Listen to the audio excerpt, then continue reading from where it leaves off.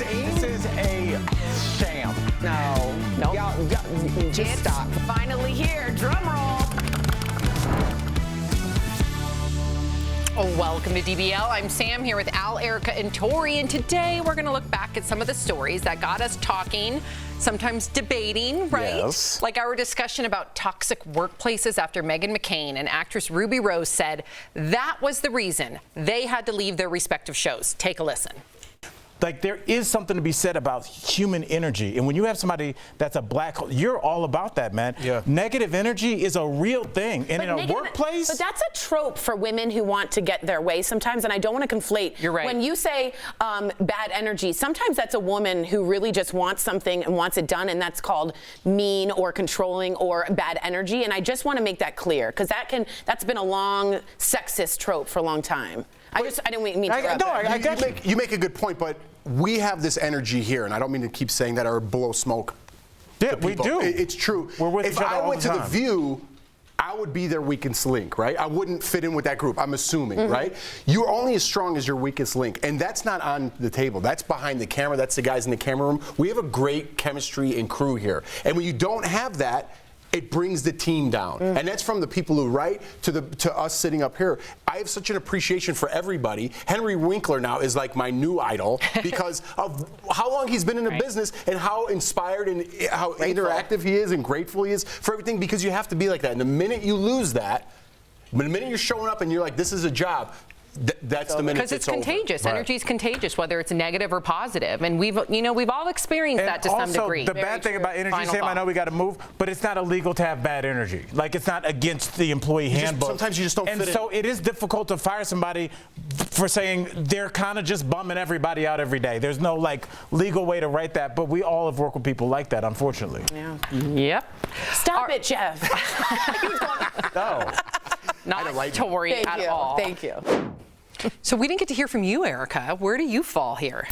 You know, I think energy is very important. I'm very energy sensitive, but we also have to acknowledge that energy is subjective. So if in the case of Meghan McCain specifically, she was contrarian on her show. So it's like I think you have to be careful, I think, when you brought up the female perspective, because if you have people who are completely like-minded in solidarity for whatever reason, and you have someone who's willing to take a different stance, then all of a sudden they have bad energy. Maybe we also have to be open to the idea that everyone doesn't have to agree about everything. That's a really beautiful point. And I just want to say, very mature, right? It's so mature. And it's also, just don't fall into the trap, especially again with the females, of saying, oh, she's so shrill, things like that, or tropes that have been used over and over again. Think about where that basis is and if it has a sexist beginning.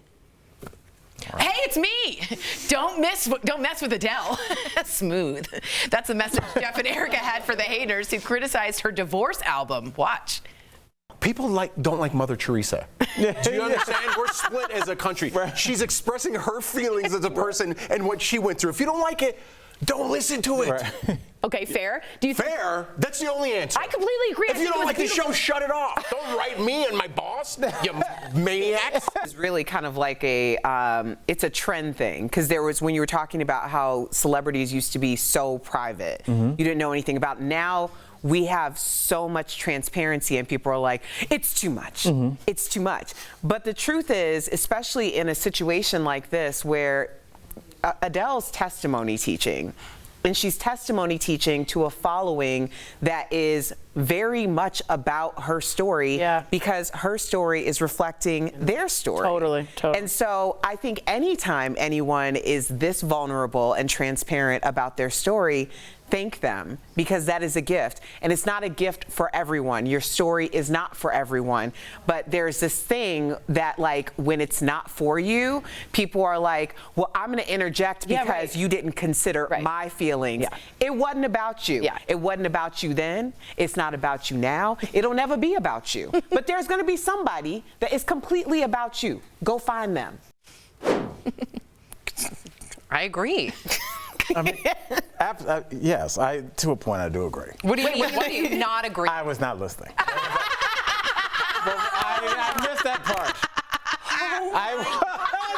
Well, you guys, I know, but you guys put me on the spot. You knew. You looked at my eye and knew I didn't have anything. No, you Yes. said, you straight up You said, knew I was being to unprofessional. to a point, I can agree. And then, but That begs the question. exactly, what is what the are you point? saying? There's a lot That's of your things. go-to when you don't listen. You say, "I agree to a point." That's Yes, your I've been in go-to? many relationships. That's your go-to. That's what you do. Got That's what it. you do. It works every time. Coming up on DBL, the smash hit "My Girl" went platinum, and it's all thanks to this guy. We're talking to the founder of The Temptations, Otis Williams, and you have to see our interview with Star Trek legend William Shatner. It went completely off the rails, putting it kindly.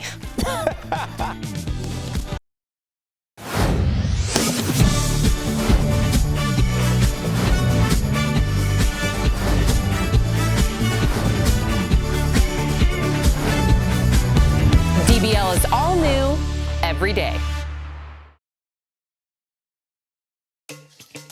Are you skeptical of headlines and what you see on social media? We are too. The Verify newsletter helps you distinguish between true and false information by answering your questions. It provides fast facts on trending topics, spotlights major stories, and even includes a daily fun fact for all those trivia buffs out there. Get Verify's fast facts delivered every weekday to your email inbox. Go to verifythis.com/email to check it out.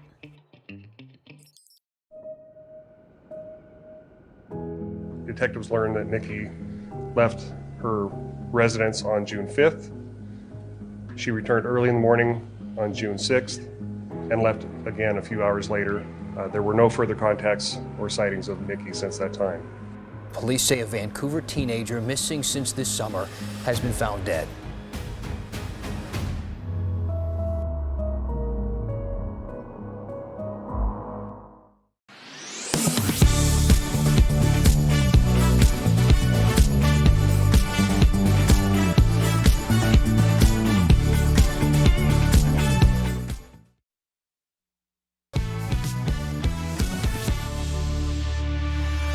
Welcome back to DBL.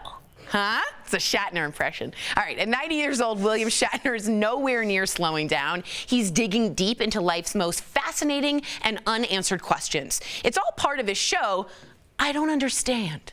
Earlier, we spoke with him about it in this crazy, hilarious video. Check it out. What constitutes a lie? If I tell you I'm fine when I'm not, is that a lie? Is there a way to detect deception? I'm William Shatner, and I don't understand. All right, you just heard a sneak peek of the legendary William Shatner in his brand new show, I Don't Understand. And we have him here live. Thank you so much for coming on DBL. What a pleasure. What a pleasure it is to look at all of you. Yes. But mostly me. I'm No, a beautiful no, man. You're all beautiful in your way. Thank you. Yes, we feel seen and heard by you. Okay, so William, we love the Right. concept of your new show. You're trying to answer Isn't the it most. wild? It is. It's great to because we can play along with you, right? You're trying to answer the most fascinating. Yeah, oh, absolutely. And timely. Absolutely. Yeah, especially because these are timely questions that pique everyone's interest. anything I don't understand. Like, for example, how is it possible that you're 40? I don't understand. Yes. Brownie points for Shatner.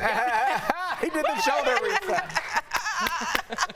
I like it. Tell us a little bit more about the show. So for our viewers right now that have not heard Well, about I mean, it. that's it. The idea of the show is things I don't understand.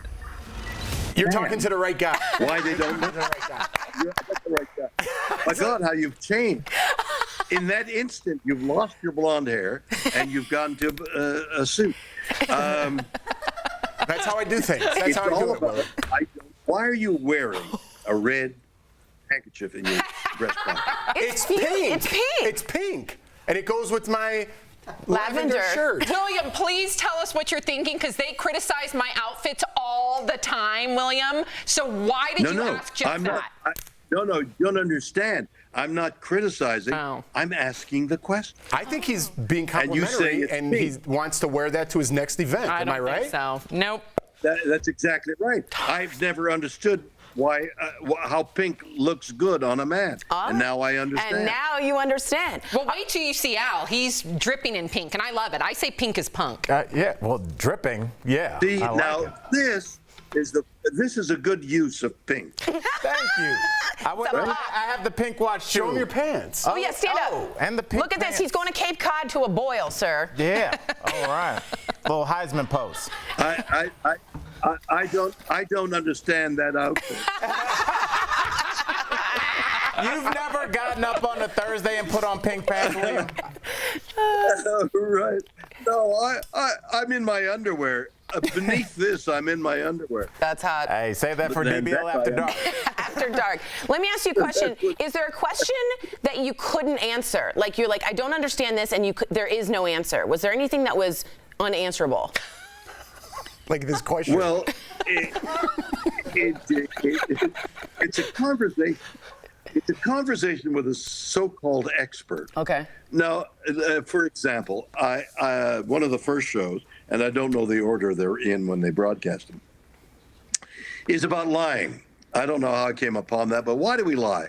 So there was an expert on lying. She had a book out, and I would start speaking to her about lying, lies of omission, and then it evolved I've hurt my shoulder into is religion a lie? And all of a sudden we're talking about and we're talking about loss of faith. And do you see through a lie if you lose your faith and you say, wait a minute, I'm a choir boy and something, and was the loss of faith. And now you're into the big lie. And it's no longer just lies of omission, or I didn't say that, or I did say that. It's the big lie, the big omission. It got deep. Why do we lie? It has all kinds of ramifications. So that's the nature of the show. You can ask a simple question, but if you follow the pathway of the conversation, it suddenly branches off, and suddenly you're on a cliff, looking over unquestionable masses. You're on the edge of a thing. It's, where do I go next with this question? And it becomes an adventure. William, I'm sitting here and I'm realizing why you are the perfect person to host this show. We live in an era where everything is, there's a ton of interview shows, there's a ton of question and answer shows, but every time an interviewer asks a question, a lot of times it seems like they have an agenda. You seem to ask questions with a genuine curiosity, which is very disarming, and I think viewers are going to love that. So I'm excited about the show, but here's a bigger question for you. Thank you. That's a very insightful comment, in that's exactly right. I'm only asking questions of people and elements that I don't understand. I really have a genuine curiosity about. This isn't like you guys talking to people of various intelligences or interests. You know, sometimes you struggle. Got to get a word. They're boring, or I'm talking to people that I think are exciting. I'm talking, and it's not an interview per se. It's a conversation. Like, what did you do, and how did you feel, and what did you? I don't understand, and would love to discover. Well said by Captain Kirk, huh? I know. Right. I can't wait. I don't understand how he's 90. You look fantastic. Yeah. You can watch William Shatner's new show, I Don't Understand. It's out now on Portable TV. William, thank you so much. Real quickly, is this the best interview that you've ever? He's a joy. Hands down, best interview? It's because they're wearing pink. Bye, William. We'll be right back. Why do some experts say lifting the federal gas tax may not help drivers? Let's connect the dots. President Biden has called on Congress to suspend the federal gas tax for 90 days. Experts say the pause would decrease gas prices by about 18 cents for regular and 24 cents for diesel. But energy experts aren't sure if the savings will be anything significant.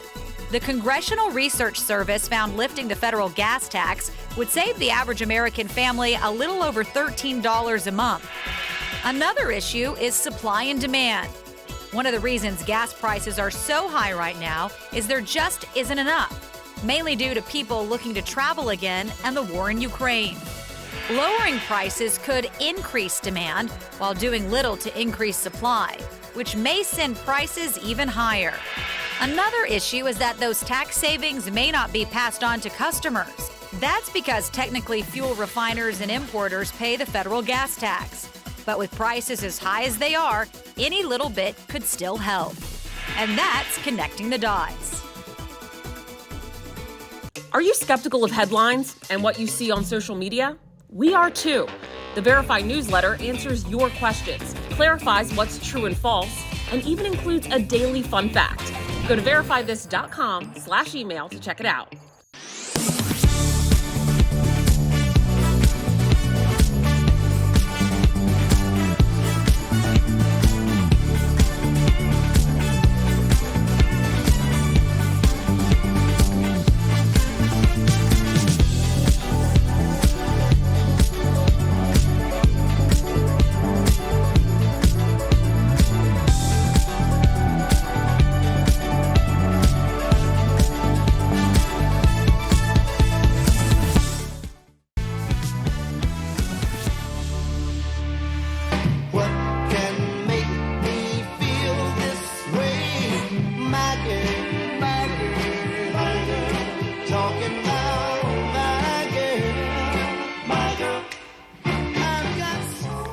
Welcome back to DBL. That was the Temptations' platinum hit, My Girl. And earlier we talked with none other than the baritone legend and Temptations founder himself, Mr. Otis Williams. Take a look. How you doing? I bow down to you all this. I'm fine. How you guys doing? We're good. I'm sorry I sung over that. Yeah, you should apologize for that. Okay, I apologize, sir. No, y'all should start a group. You sound good.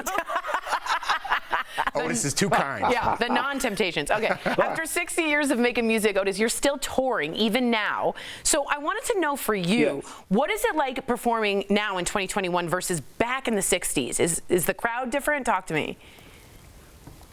I must say the crowd is really they're very intelligent about what's happening in show business. When we started out doing the 60s, just us being on the stage, they would go crazy. But now they are more in tune. Oh, yeah, they phoning it in, so they can tell if we're faking the funk, which we don't fake the funk, We give it to them because we know they're very knowledgeable and intuitive about what's happening today. Smart. Well, Mr. Williams, I just want to say on behalf of myself and my colleagues, we all came to see you, Otis. Yeah! Okay. You know what? I thank you for that because I asked Leon about that. He said, Otis, Leon was the guy that played David Ruffin. Mm-hmm. He said, that was an improv. He said, the scene was going so good, I just threw it in. I said, yeah, but Leon, we were at my play in New York, and it was packed. So the people were saying, Otis. And I said, hey, Leon, they came to see me now. Look, and he said, you got me. Okay, that's right. You let them know because just to put it to context for people who are living under a rock somewhere, ain't nobody coming to see you, Otis, is a classic line from Temptations and the movie, or I should say. And how did you feel about that when it went so incredibly viral? Well, I almost met it with mixed emotions, but when you're dealing with the public and things can just really go haywire, and I looked at it as fun of it. Even now when we're on stage, I said, well, they said, ain't nobody coming to see you, Otis. I said, yeah, but look at everybody in here now. Exactly. And they would applaud. So I turned it into a joke. That's beautiful. You're the last surviving member of the original lineup. So what is it like performing next to this generation of Temptations? And do you ever have flashbacks to the old days while on stage? Oh, absolutely. I mean, the Classic Five will always be remembered. And the guys that's helping me carry the banner now, I adore them because they know they're stepping in the legendary shoes that was there before they came along. So they're doing a marvelous job, and I'm very happy with the guys that I have now. All right, I have to ask this question. It's a very serious question. Which Temptations member was most popular with the ladies? I get asked that all the time. Do you? Well, I must say Sweet Eddie Kendricks, because he was tall, nice looking, and he had a beautiful tenor voice. And then I must say Melvin Franklin, because Melvin had that deep, profundo bass, and he was such a gregarious personality. They loved to hear Melvin talk, So we kind of, David and Paul and myself, we kind of took second seats compared to those two. But nevertheless, we all got paid the same money, so it wasn't that much difference. Hey, I'm sure there was equality all around. That's right. All around. Yeah. Well, there's a musical coming out about you and the Temptations called Ain't Too Proud. So what's it like watching your life played out on stage? When I first saw it up in Berkeley, I was moved to tears. So when we did it in New York on Broadway, so as I'm sitting in the audience, So they're looking at the play, but I found them doing like this here. Crane necking to see if I'm showing emotions and whatever. And I would look and I said, yeah, I'm crying too, because to see my life story being portrayed, it touched. You know, it's not all about the dancing and the choreography. There are some very serious moments in there where I started losing members and disagreements. So it's got depth, not only from the music possibilities, but from the actual life that we live. Otis, I just have to say what a pleasure it is that you're here today. Thank you for being here. But we want to get to your new album, The Stories Otis Has. Wow. I wish I could go out to dinner with you. What is the new album called and what makes it so special, Otis? One is called 60. The Temptations been around for 60 years. And the first single from that CD is written by my friend, one of the best lyricists of all time, Smokey Robinson. And the name of it, is it going to be yes or is it going to be no? Where touching is heard. So it's very sexy. Nice. Especially when you say When he said it, I was like, okay, dim the lights, everyone. Can we play out? I gotta go. That sounds amazing. Oh my gosh. I wish we had more time. Yeah, I know. What a pleasure. Otis, thank you do too. so much for chatting with us. And congratulations on 60 years of The Temptations. What a life well lived. And for everyone at home, you can share in the celebration by checking out their new album on temptationsofficial.com. You can even buy tickets for their musical Ain't Too Proud, The Life and Time of the Temptations. My whole family's going to go. We'll be right back. Thank you, Mr. Williams. We came to see you, Otis. We came to see Thank you, guys. Beautifully done. Thank you. We love you guys. Thank you very much. Take care.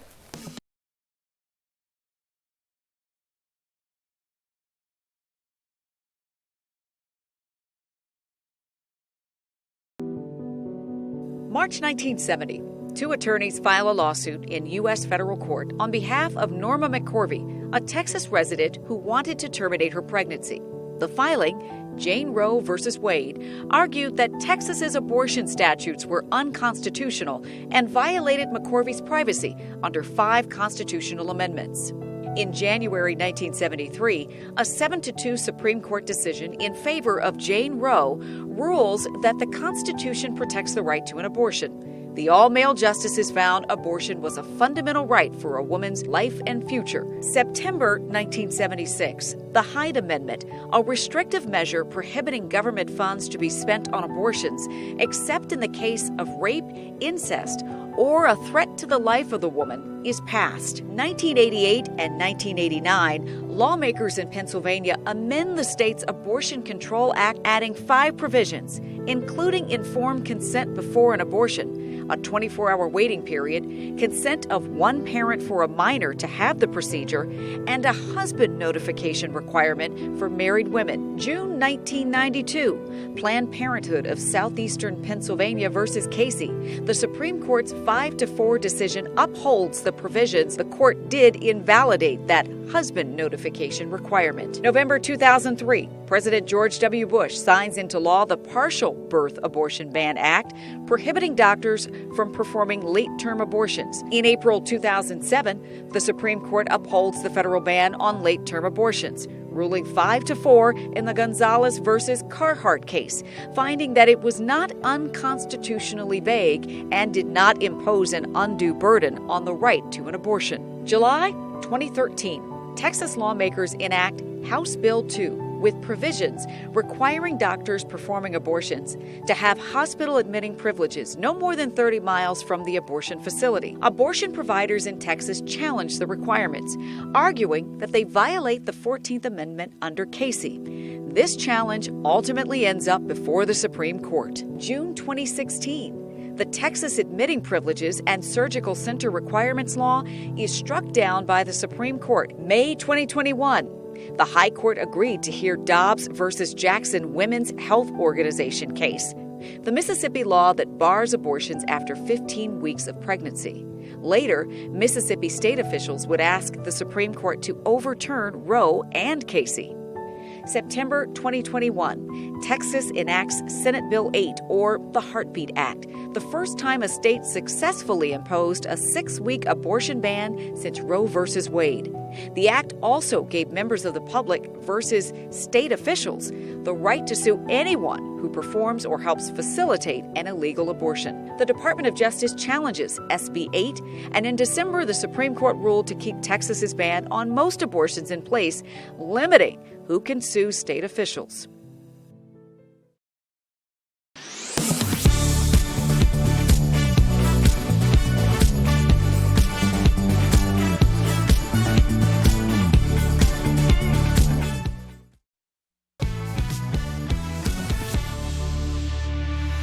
Welcome back to DBL. We have some viewer questions. Who's up first? It looks like Tori, you're in the hot seat. Here we go, Tori. Okay. This question is for you from Simon. If you could invite, this is good, one celebrity over for dinner, who would it be and what would you cook for them? Oh, Tori. Well, I think I have to do Barbara Streisand making pot roast. And when she would come over, I'd give her really good wine and maybe she'd sing a little at the end. We'd have You'd some give Barbara Streisand pot roast. You know, that's a very Jewish member of the tribe. That's like what you make when you just realize you're having people over for dinner. No, I cook it for over 24 hours. It's a panic dinner. No, it's not. not. A Barbara's coming over dinner. I could help Tori with this. You know, I found out an interesting fact about her.